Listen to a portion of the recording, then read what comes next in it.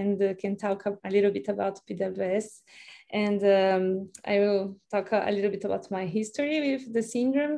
And the idea is to highlight the main points for a better care for the syndrome. So our question today is, what is the pediatric endocrinologist supposed to do? And we are trying to respond this question.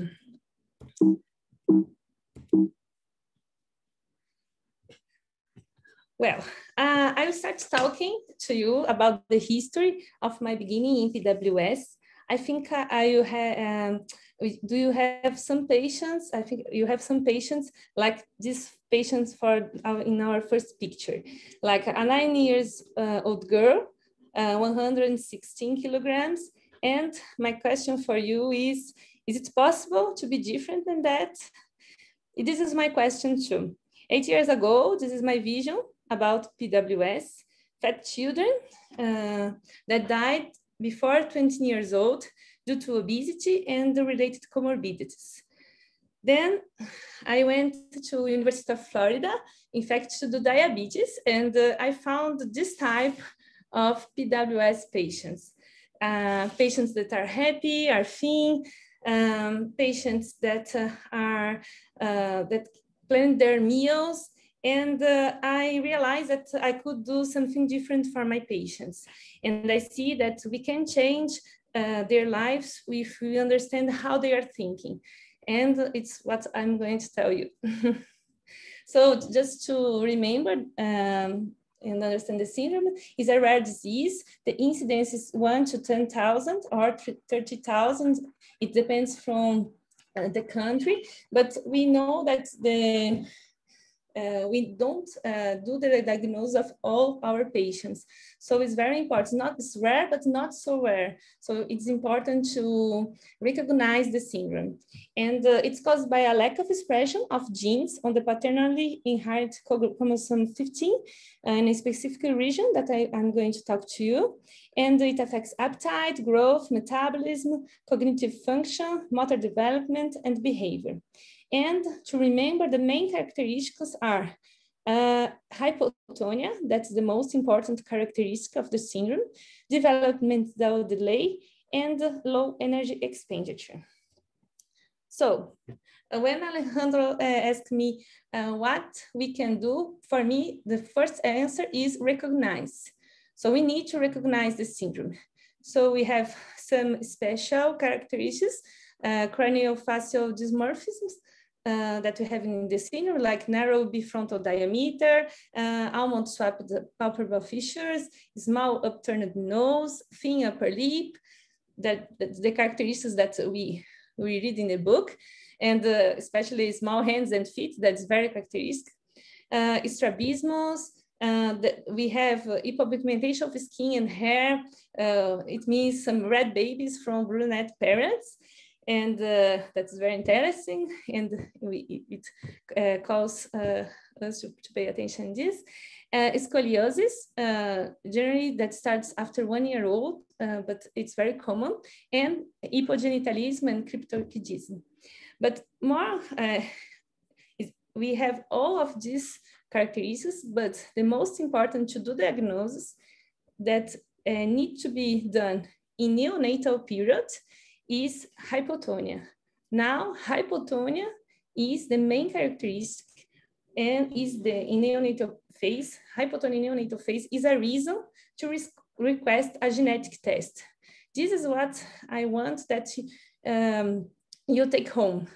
The message to take home is hypotonia is alone is a reason to request a genetic test. So we need to say this to our geneticists. We need to say this to the neonatologist team. It's very important to realize that hypotonia alone is a reason to request a genetic test, because we receive many patients that did all type of MRIs, muscle biopsy, blood tests, a lot of different exams, and don't diagnose the syndrome. And came to us at 3 years old without the diagnosis. So this is the main idea. And we have to pay attention in other points, like prematurity is very common in these patients. So sometimes physicians, neonatologists, they say, oh, it's this hypotonia is due to prematurity, and I'm not going to do a test. Perhaps it's just because he was born at 32 weeks of gestational age. And most of we have a lot of patients that are premature, and this can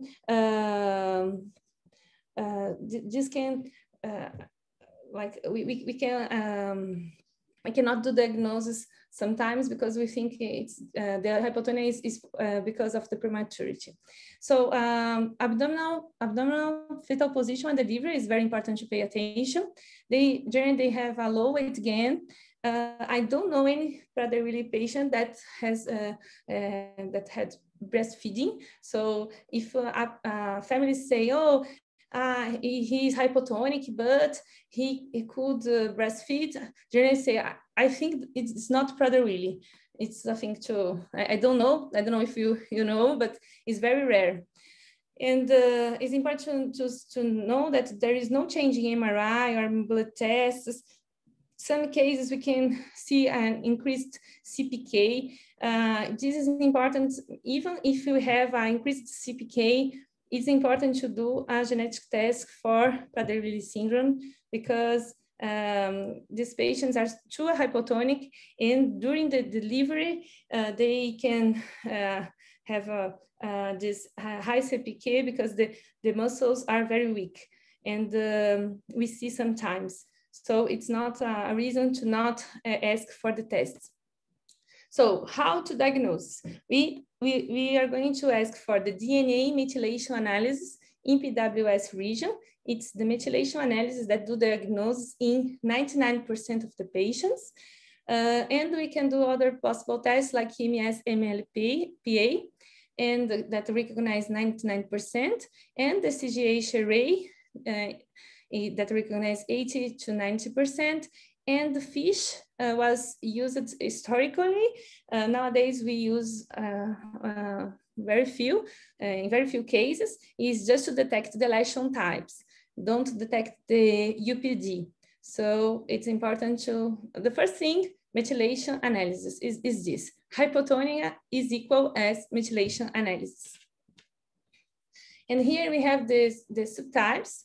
We have patients with deletion. That's before was around 60%, 70%. Now, the most of the centers are finding 50%, 55%, and more cases of UPD. Now, but in literature, we see generally this disproportion of patients, but nowadays it's increasing UPD. There are some questions about this, but we can see more UPDs nowadays, and imprinting defect. And what is important is to understand what happens in this region. So in the Prader-Willi syndrome region, that is this one, we have some important genes that characterize the syndrome, like SNORDS 116. This gene is very important to food intake, for energy expenditure. The knockout mice of these genes, this gene, he will have hyperphagia, he will be fat, is very related to the syndrome. And the MAGEL2 gene, other gene that's responsible for fertility, is responsible for the behavior, also the autistic spectrum, and we have other genes that I could talk a lot about them, but for today, just pay attention to these two genes. It's not 116 and MAGEL2. And why do the early diagnosis? Why? Because we can change everything in our recommendation. When I receive patients at 4 years old, I could do much less for these patients.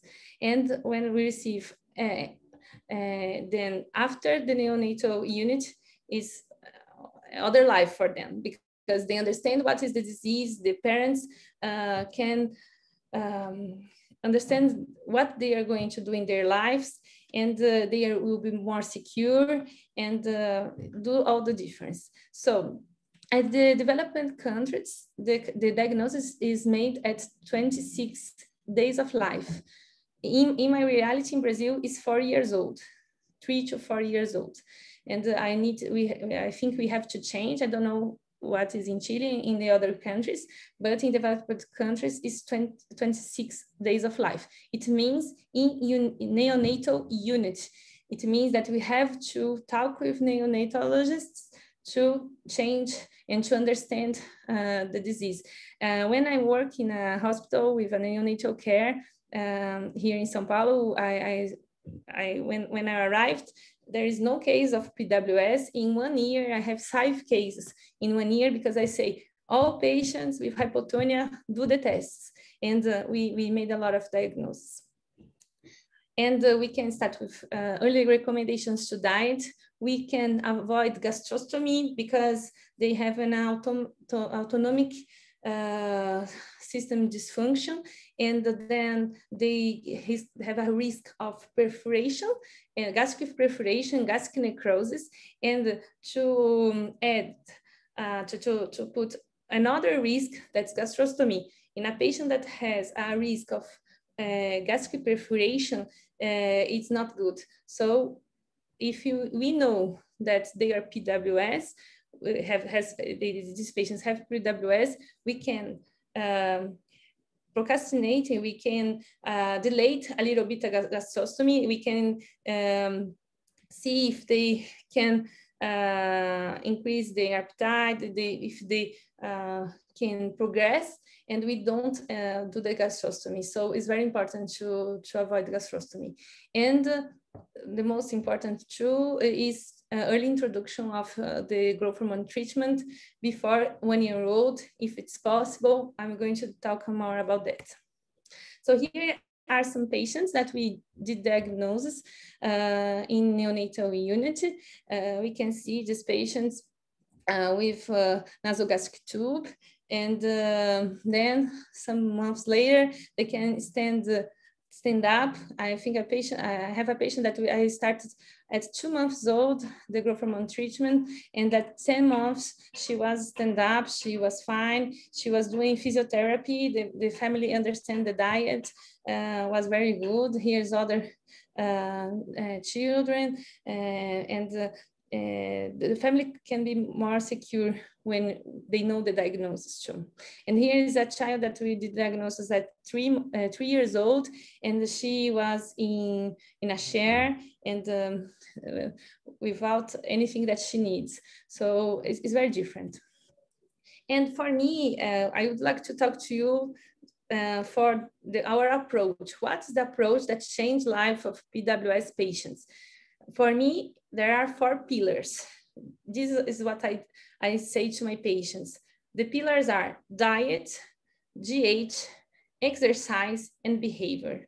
You can read more about this in just 2 articles that I put here, and because there are a lot of things in these articles, but we are going to talk about these 4 pillars. For me, this is the approach. They change a lot. We should do this we pay attention, we focus on these 4 pillars. So to talk about diet, we need to understand the nutritional phase. Phase 1 is prenatal, decreased fetal movements and lower birth weight. The phase 1A is a phase with hypotonia, with difficult feeding, that they don't gain weight. They use sometimes nasogastric tube. The phase 1B is the phase where there is no difficulty feeding, and they growing appropriate in the curve, in the growth curve.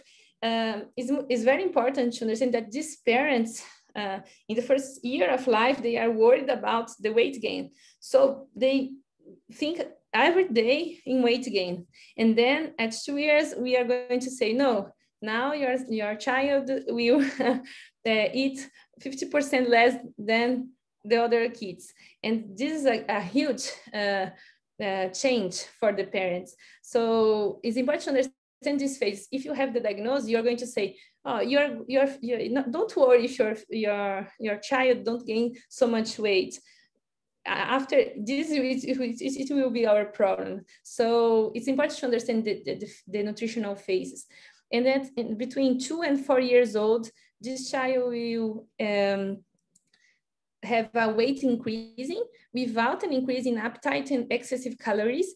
It means this child is going to eat as the same as the other child and will gain weight.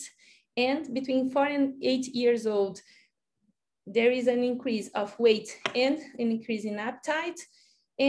But the child can feel full. And at 8 years old is the hyperphagic phase.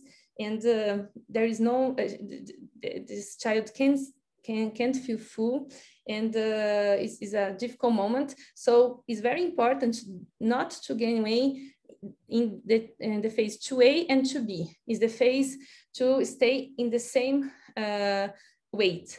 This is the phase that generally we see the curve and the child gain a lot of weight. And then when you are at 8 years old and there is no more satiety, and you are already obese, is very complicated. So do a lot of effort between 2 and 8 years old. And some patients are not, don't have this history. Some patients start at 2 years old with hyperphagia. It can change, but it's an idea, and it's important to pay attention in these nutritional phases. And why they are obese? They have an hypothalamic dysfunction. It means they have abdominal neural response to food intake. The satiety is delayed, reduced, or absent to food. Other thing, they have a big pleasure. It's a great reward for them to eat, more pleasure than us. And this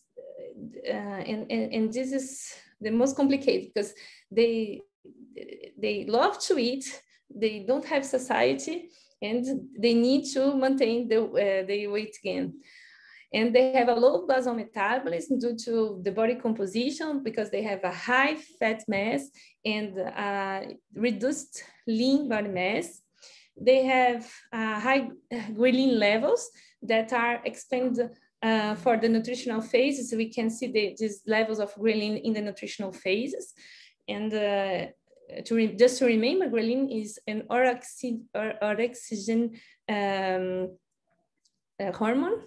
And we have some abnormalities in plasma adipocytokines. And this, for me, one of the most important slides of our talking today. For me, diet, we have 3 main points. What we have to do in diet.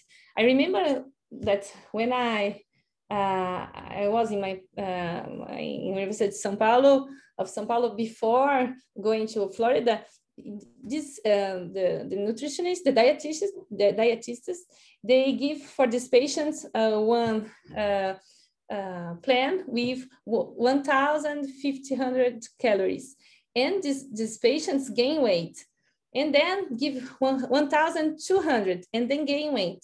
And when I arrived in the United States, I see everybody talking about a 900 calorie diet. And I say, oh, why does it works or not? For all age, how it works? And then I realized that 900 calories diet, it works. And some pediatric endocrinologists asked me, but 900 calorie diets of all age, or for all ages, it's okay. How? Well, there is not other way to calculate this. If we take some articles, we are going to see that they advise like 7 kilocalories per centimeter. But this is very complicated for parents. So when you start and you say for all parents, this patient is going to follow a 900 calorie diet for all their lives. And if this patient is not gaining weight, we can adjust and we can increase. And if he is gaining weight, we are going to decrease. It's easier for the parents. So for the parents, 900 calorie diets. And what it means for the parents, we need to talk a lot about this, that these kids need 60 to 75% less calories than the children of the same age. It means that I say a lot this for my patients. Your son will eat 60% less than their brothers and sisters. And you are going to say, oh, Carol, you are crazy because they don't have society. They are so happy when they eat, and you are going to give 60% less than the other children's. And it is going to work. It is going to work. And I can say for you that it works. It works better than in our obese patients, because these patients, they love routine. And these patients, they will not have satiety if they eat 4,000 calories or if they eat 900. The satiety is the same. And sometimes the parents say, oh, but I'm so sad. He's hungry. He's so hungry. And I say, he's hungry with 900 calorie diets, but he is going to maintain weight. And if I give for him 4,000 calories, he is going to be hungry at the same way. So it's very important to say your son needs to eat 60% less, to 75% less calories.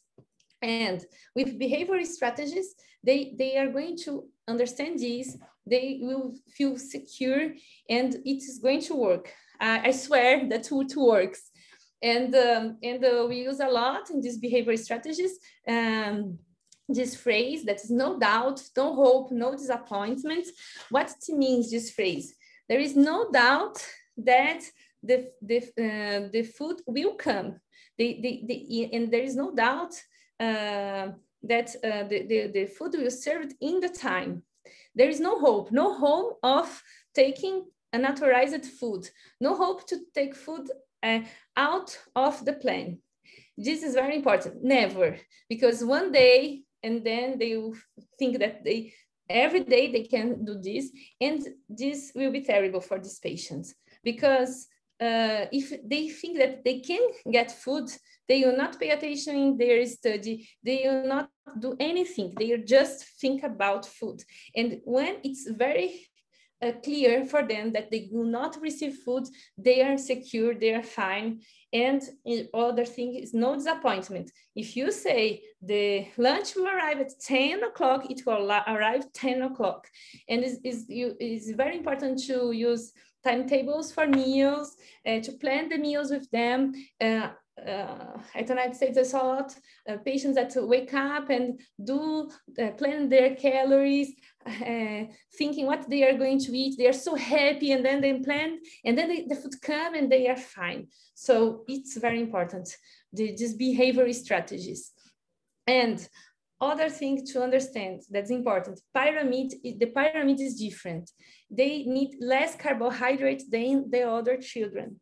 And the vegetables make the bulk of the recommended diet.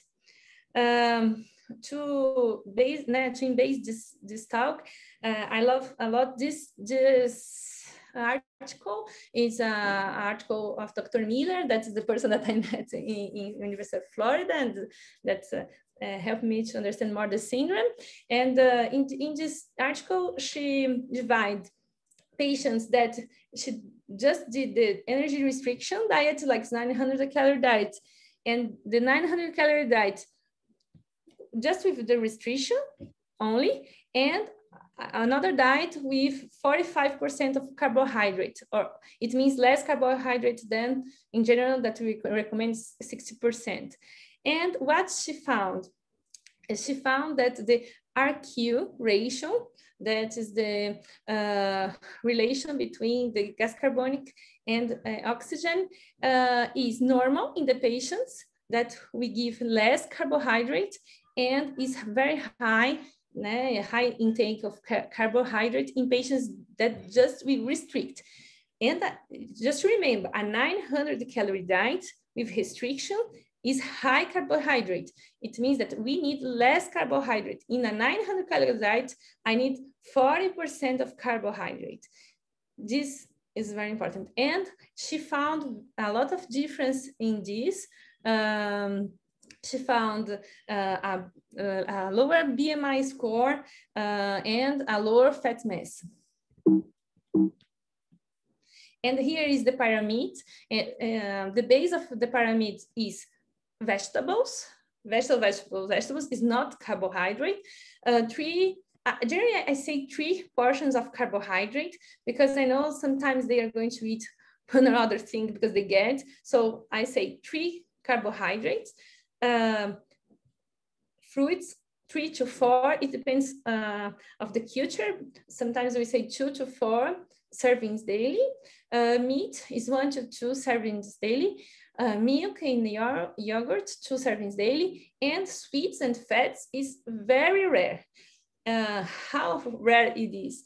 When we talk about with specialists, they say each 2 months, each 6 months, because it's not every month, every week like the others. Because in one weekend, one PWS, one Prader-Willi patient, he can gain like 2 kilograms, 4 kilograms in one weekend.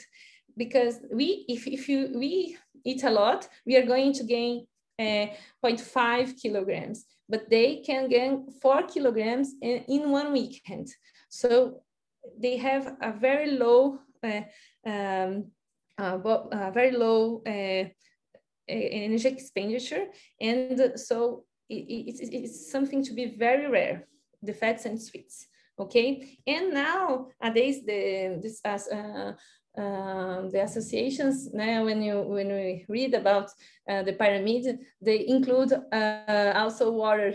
The water is very important for Prader-Willi patients, but it's very difficult for them to accept. And but we need to work on that, and is now the basis of the pyramid too. And how to teach them to drink water? We can add a flavor, like a mint, orange, lemon, cinnamon in the water, but not sugar. It's important to start as soon as possible. 6 months, 4 months, start with a lot of water every day is very important.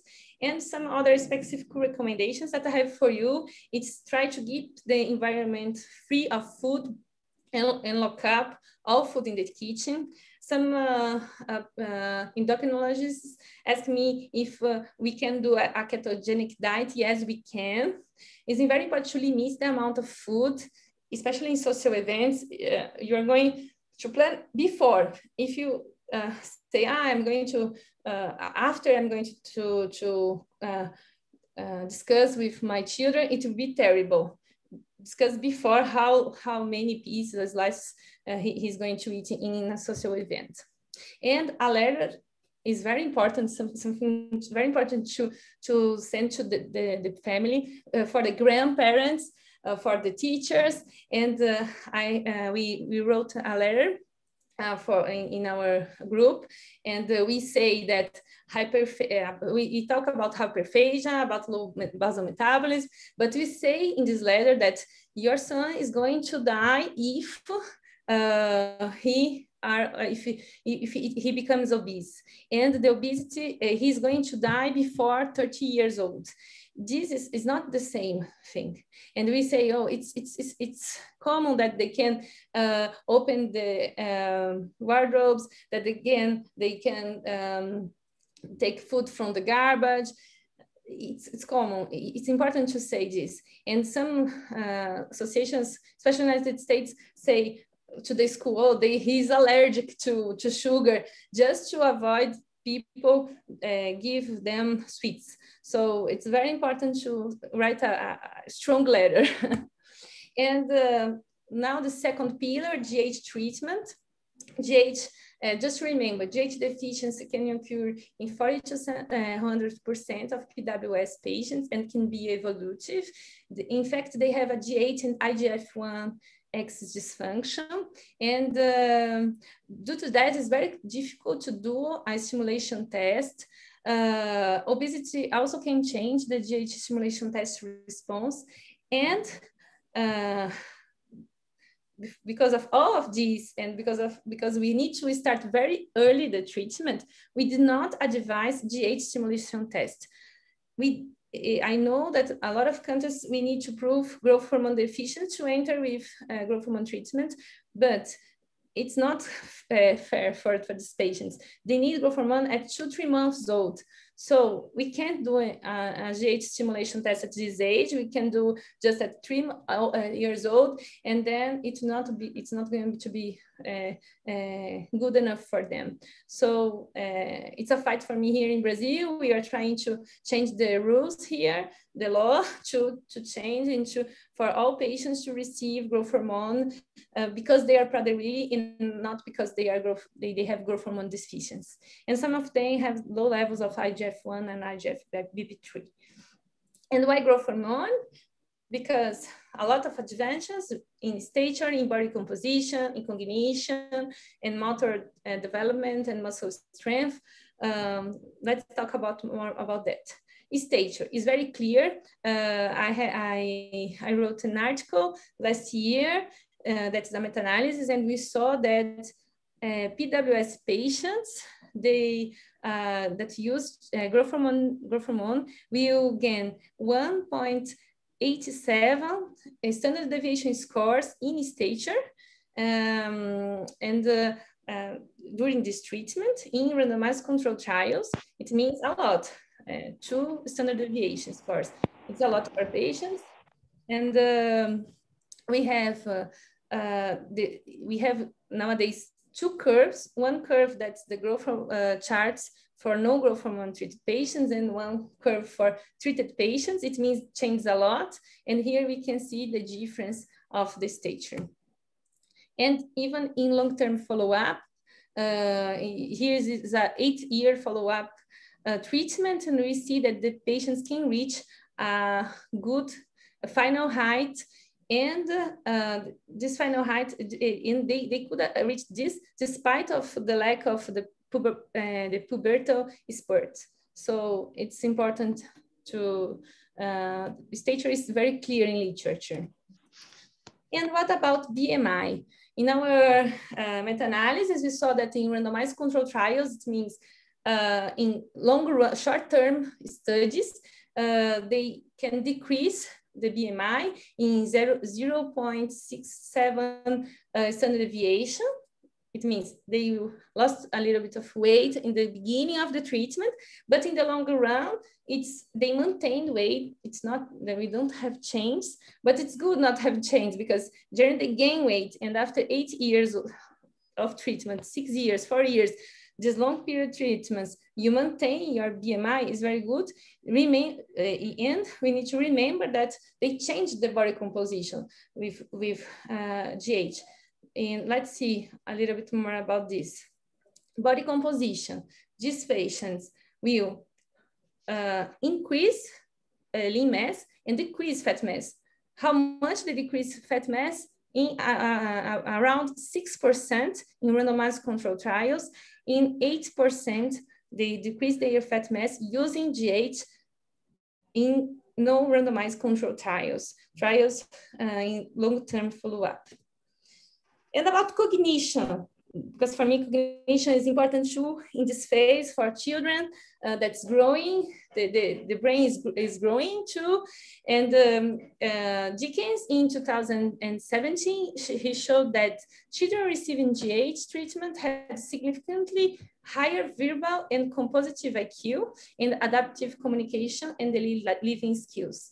And especially before 1 year old, these patients have also better scores, no verbal IQ scores and composite IQ scores, an impressive difference. And we have other studies that that support this idea that GH can change cognition. We have a study by Dons that the children at baseline, they have a mental development in Bayes scales of 58%, and then they go to 79%. And we saw that a lower baseline psychomotor development was associated with a better increase, a higher increase in mental development. So the patients that are worse in the development need more the treatment. There is this study of Lowe in 2015 that say that GH help with adaptive skills in the long term. There is this RCT that's very important. This is a study by C. Miesma that's a 4 years 4 years follow-up that they show that GH treatment can improve abstract reasoning and visual spatial skills. And there is a study of Myers that talk a little bit about the first words that this child spoke, and the children that use GH that were treated before 1 year old, they can talk, say the first words at 40 months, and the patients that are late treated, that are treated after 2 years old, no, 1 year and a half, they are going to talk around 17 months, and then the patients that are not treated, generally they are going to say their first words at 23 months. So there is a difference in especially in vocabulary skills and adaptive skills. Now, about and why it happens. We think that there is some brain GH receptors that need adequate stimulation at the most critical period of development. And this is the idea. Before 3 years old, the brain is growing. There is GH receptors that we need to stimulate. And there are some studies that support this, showing that GH treatment can avoid deterioration of the brain in untreated patients too. And about motor development, there is the same author, Dons and Feste. They found a reduction in the disparity of motor development in treated patients. This author Hills in 2013 and 2014, he showed an improvement of muscle strength and muscle fitness. He analyzed this based on ultrasound and also with biopsy. And this evaluation, he really see that there is difference in muscle fitness associated when this patient uses GH associated with exercise. With no exercise, no improvement. And we know that when we improve hypotonia, we can improve motor performance, and this child can walk before, can do the things before, and it's fantastic for the family, because if not, they are like they're so hypotonic, and I think the parents sometimes don't stimulate these patients because they are hypotonic, and they expect something, and the patient stay like, okay, and it's complicated. This about security, that is everybody asks about security. There is a huge study, the KICS, that showed in 2,000 patients that we have just 10 cases of type 2 diabetes and 4 cases of intracranial hypertension, few cases of OSA, apnea, sleep apnea. But in these cases, what we say, if you have sleep apnea, you need to treat this. We are going to talk about this, but it's important to treat, to do an adenectomy, to do a treatment, and not just take off the GH treatment. In this database, they have just 12 deaths and 1 with respiratory failure. And when start GH, I have already said, 2-3 months old. When we start very early, we don't need a polysonography. If we start at 2-4 years old, we need a polysonography at the beginning. We need a polysonography after 3 months of treatment, and then annually is what we say. And it's important these 3 first months. Generally, if the patient will develop sleep apnea, is in the first 3 months. So do a polysomnography at the beginning and after 3 months. If it's a young child in the neonatal period, you don't need to do, you do at 2 years old. And you can follow the IGF-1 each 6 months. Now, the other pillar, the behavior, they enjoy rote and routine activities. These patients, it's important to talk with these patients. They are compulsive, they have repetitive behaviors, a lot of anxiety, they have difficulty to read social situations, but if they are secure, if you talk to them, they will be calm, very calm. So it's important to talk to them. They need to feel secure. There are some temper outbursts. This is difficult for the children, the parents, because everything is fine. They're very happy. And then something happened and they have unusual emotions, reactions to small changes, small situations. And sometimes the parents think that it's their fault, but it's something that happened and then they forget. So it's important not to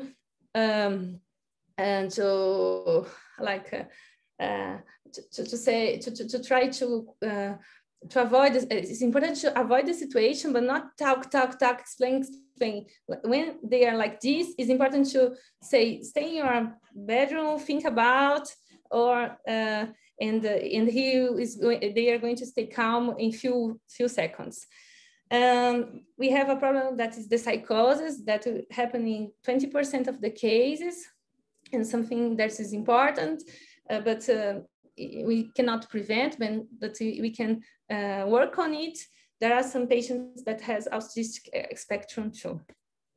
And I have a letter too for behavior, because it's very important that the family understand the disease, how these patients think. It's important that the teachers understand their thinking. I highlight their special characteristics in this letter. I explain that the brain development is different. This is something clear. The MRI, the functional MRI in these patients is different. And we say that they are very rigid, they are concrete, that they have difficulty with ambiguity, that we don't need to give them too much information at one time, because if not, they are going to stay very anxious. And I say every time for the parents, the brain of your son is different. It's not like us. And he has a difficulty in frontal inhibition. He wants to do the correct thing, but he can't avoid what they are thinking in that moment. They can control. So they have this, then you are going to talk with your son, and everything is going to be great. And it's important to understand that the brain is different.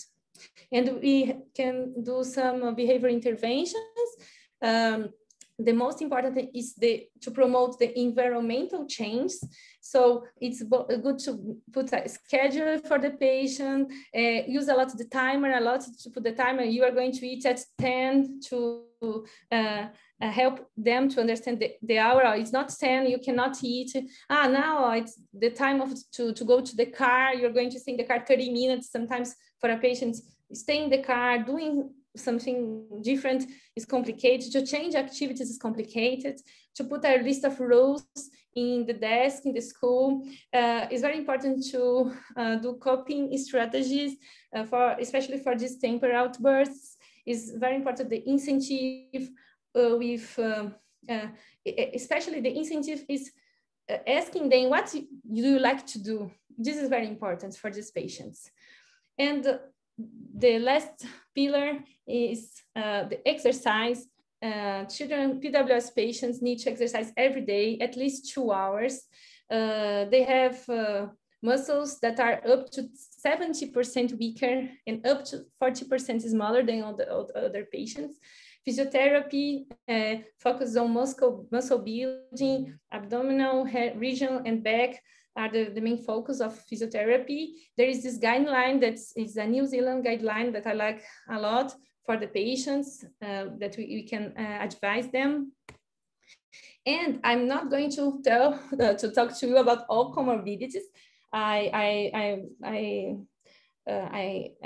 choose the other things to talk to you, but just to remember, these patients have hypothyroidism in 10%, but hypothyroidism is easy for a pediatric endocrinologist. It's not difficult. Adrenal insufficiency, this is a point that's controversial, but 10% could have, and we advise generally some measures, especially for surgeries or stress situations. They can have glucose intolerance, type 2 diabetes, hypogonadism, that the replacement is very controversial too, but we can talk about that. Dental problems, hypothermia, they feel less than other children pain. It's something to talk with the family. They have a lot of skin picking. This is very important to ask, because they can have some infections in the skin because of that, and you can use N-acetylcysteine to prevent the skin picking. We need to pay attention to all medications, to anesthesia. They have a problem in the GABA receptors, subunits, and they respond more for anesthesia. There are some guidelines for that too. It's important if your patient is going to do a surgery to talk about anesthesia, and also to talk about hypothermia, and to talk about adrenal insufficiency.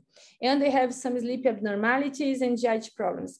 These two I'm going to talk a little bit, is talking about sleep abnormalities. What's the most important thing to know? That apnea could be central or obstructive.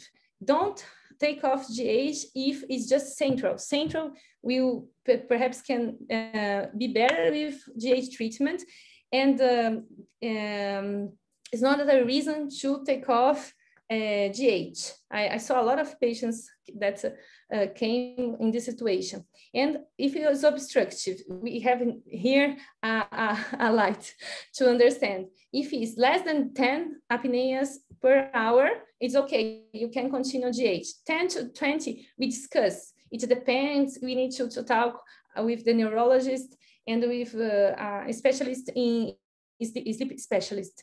And if it's more than 20, it's important to quit the treatment with GH, put a CPAP, a BPAP, and then try to change this situation, and then put growth hormone treatment again. And there are other abnormalities in sleep abnormalities that I could stay talking about, but it's important to assess this point. GI problem, remember that I always ask about constipation, about reflux, and to talk about with your child, with your patient, about the risk of perforation and necrosis. And say, if you have some abdominal discomfort, don't wait this patient have a vomiting. Something more important. It's important to say, if you have some non-specific abdominal discomfort, it's important to pay attention. Could be a perforation, necrosis. Is good to go to the doctor.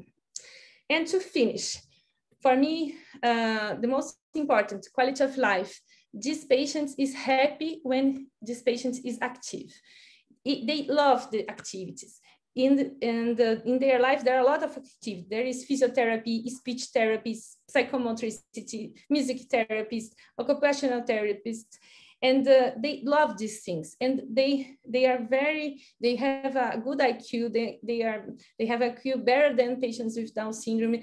Some patients have the IQ as same as us, so as normal children. So they understand everything, and they suffer with this. So it's important to assess what make you happy. It's something that is important to listen our patients.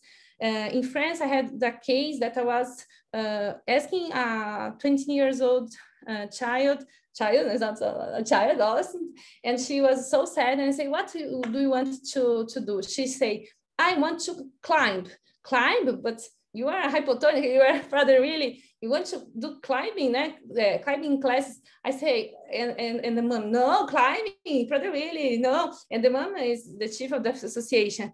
And I say, put her in this. She wants it's important to try. Oh, but if it's not work, no, put.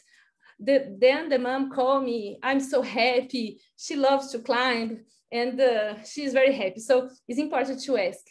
And to follow the associations. Each country has associations, very important to see, to participate. I think it's very important for the patients. And to conclude, what's the pediatric endocrinologist need to do? In conclusion, need to recognize early diagnosis is essential. To treat, the diet must be different, maximum 900 calories with low carbohydrate. The growth hormone treatment can promote an improvement of stature, body composition, BMI, and can modify the disease natural history and can be implicated in cognition and motor development. Behavior approach is critical, is the cornerstone, and can start at any time.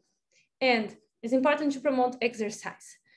Don't forget to look for comorbidities and listen to your patients.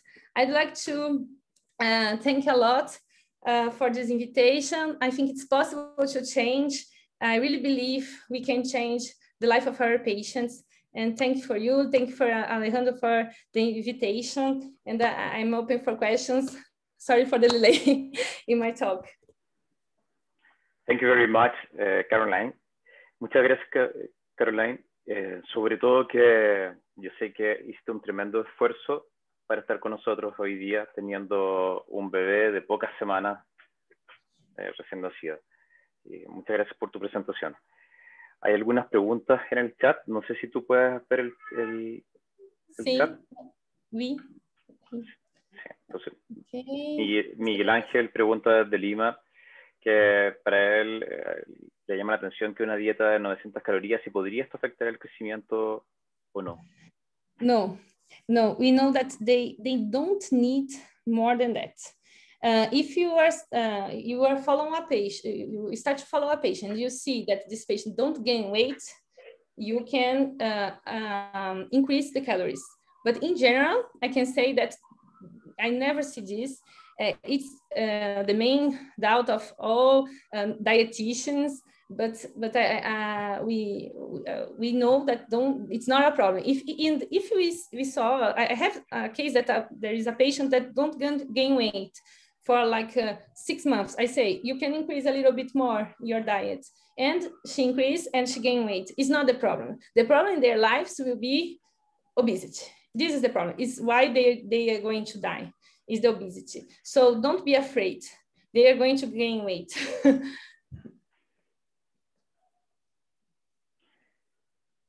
Muchas gracias. Caroline, y en relación a la terapia farmacológica para disminuir de peso, ¿estaría indicada en los niños con Prader Willi? Do you mean other therapies like liraglutide? Pharmacological, yes. Liraglutide. We know that liraglutide could be used, but generally they don't respond a lot. So few, because the problem is the society. They don't have society. So generally we don't use.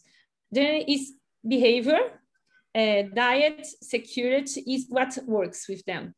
And bariatric surgery is another thing that's not recommended too. We do not recommend bariatric surgery for these patients because they have this risk of perforation, and sometimes they eat big things like watermelon in one time, and they can perforate their stomach. So no, and the pharmacological therapy, they don't respond very well until this moment. Perhaps with new medications, but generally they don't respond.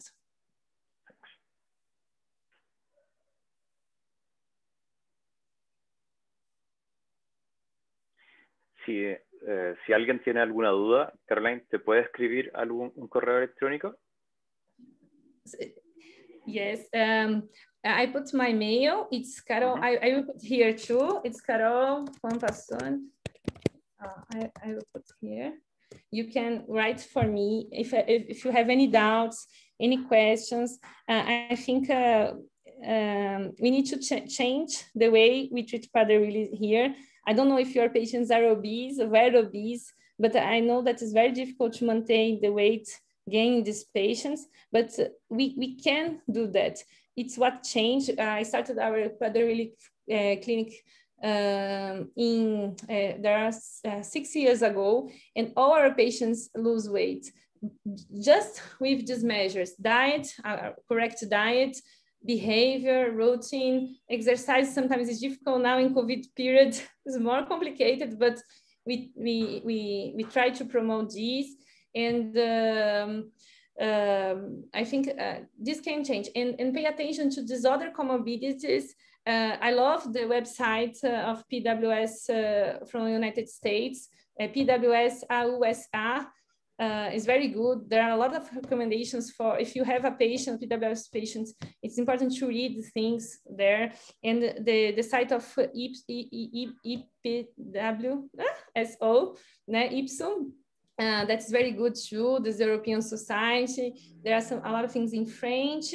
Sure, if you need Spanish, I don't know exactly, but we can see in these websites is very good too. And nowadays, our main problem, I can say now in our clinic, is the psychiatric problem, the psychiatric disorders, because this is what we don't have so many studies. The patients are very different, and it's important to start psychological treatment very early, because these patients after it's worse to when they are adolescents and they don't have the scheduled time, they don't have a routine, and you start to do everything is complicated, and they will have more psychiatric problems. So now this is our main problem in our clinic, and to start early the growth hormone treatment is just our main problems now. Bueno, muchas gracias por tu presentación, y en honor a que son las 2 de la tarde, te agradecemos nuevamente tu gentileza, y nos vemos la próxima semana las personas que nos acompañan regularmente. Thank you very much, Caroline. Thank you, gracias. Bye, thanks.